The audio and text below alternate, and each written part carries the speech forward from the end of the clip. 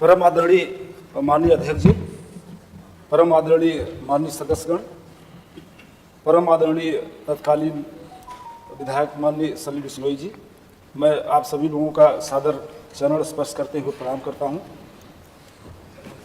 राजकीय दायित्वों के निर्वहन में जो भी त्रुटियां हुई हो, जाने अनजाने में जो गलती हुई हो, मैं माननीय अध्यक्ष जी से, माननीय सदन सदस्यगण से, माननीय बिश्नोई साहब से हाथ जोड़कर माफ़ी मांगता हूं कि जो भी गलती हुई हो जाने अनजाने में, उसके लिए हमें क्षमा कर दें।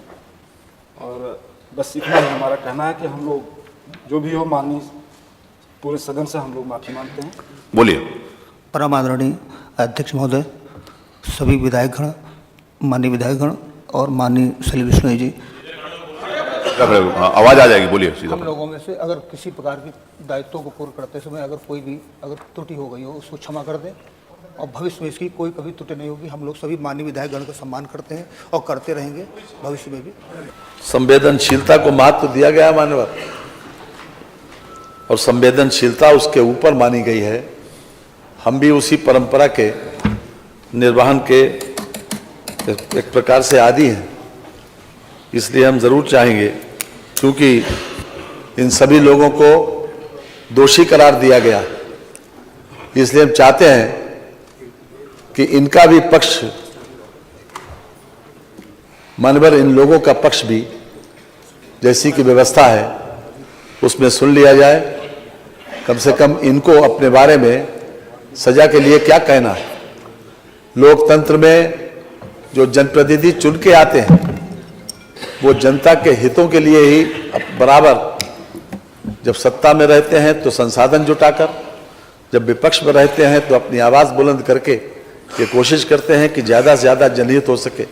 और जनहित के किसी काम के लिए जब कोई शांतिपूर्ण तरीके से किसी प्रकार से अपना ज्ञापन, अपना प्रतिवेदन देने जिलाधिकारी के वहाँ जा रहे हैं, तो जिस प्रकार का व्यवहार किया गया मान्यवर, वो अपने आप में अशोभनीय भी है, निंदनीय भी है और सजा योग भी है।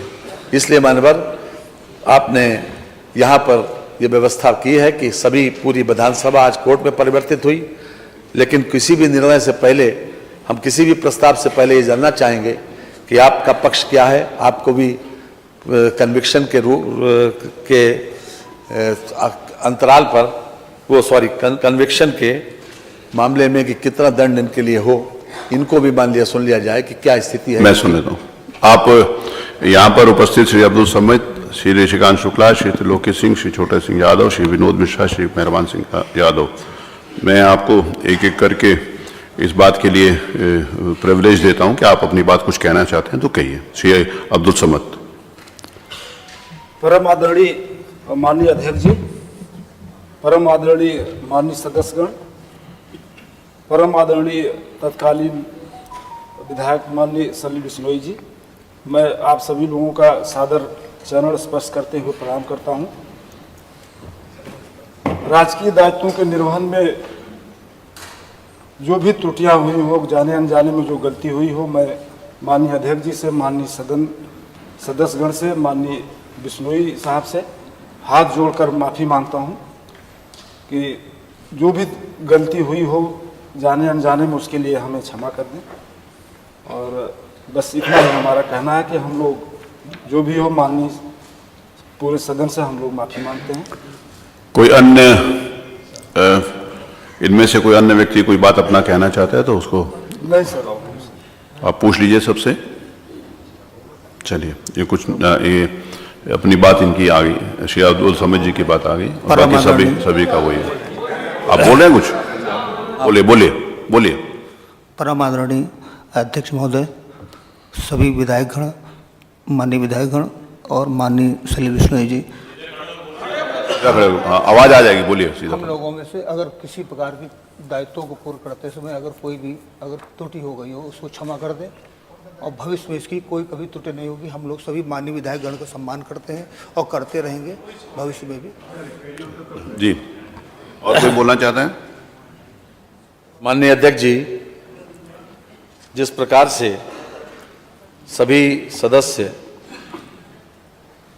ये महसूस करते हैं, आज जो कटघरे में खड़े हैं, अब्दुल समद के साथ जो पांचों लोग कटघरे में खड़े हैं, उन सभी लोगों ने, बाकी सबकी भी यही राय है, सभी लोगों ने विनम्रता पूर्वक माफी का प्रस्ताव किया है। लेकिन मान्यवर, लोकतंत्र में इस विधायिका का सम्मान बचा रहना बहुत जरूरी है। जैसा कि मैंने प्रारंभ में कहा था कि एक 4 लाख, 5 लाख, 6 लाख और 10-10 लाख लोगों से चुनकर लोग आए यहाँ पर, वो लोग केवल जनता के हितों में काम करते हैं। ये भी सही है कि ये अधिकारी लोग शासन के निर्देशों का पालन करते हैं, लेकिन मान्यवर ये अधिकार नहीं मिल जाता कि इन लोगों को किसी प्रकार से नाजायज तरीके से किसी को गाली दें, किसी को अब्यूज करें, किसी को अपमानित करें या डंडा चलाएं। जहां वहां पर कोई ऐसी परिस्थिति नहीं थी कि इस प्रकार का बल प्रयोग करें या किसी प्रकार से गाली दें, और इस प्रकार की स्थिति बाकायदा वीडियोग्राफी में आई है। मानवर, ये सही है कि हम आपसे भी अनुरोध करेंगे कि संवेदनशीलता तो जरूरी है, निभाना भी चाहिए, लेकिन मानवर फिर भी चूंकि आज ये सदन कोर्ट में परिवर्तित हुआ और आपको सर्वाधिकार है हर तरह से, और इसके संबंध में भी कई प्रकरण यहाँ विधानसभा में, चाहे 1959 हो, चाहे उसके बाद सन 89 हो, इसके बीच में भी 1-2 प्रकरण ऐसे आए। लगातार इस बात को सुप्रीम कोर्ट ने भी मेजॉरिटी जजमेंट से इस बात को परिभाषित किया है कि किसी भी तरीके से जुडिशरी और जो व्यवस्थापिका है वो किसी प्रकार से एक दूसरे के काम में हस्तक्षेप न करे। और हम समझते हैं कि यहाँ का ये फैसला, आपका जो फैसला, किसी भी कोर्ट ऑफ लॉ में कोई चैलेंजेबल नहीं है मानवर।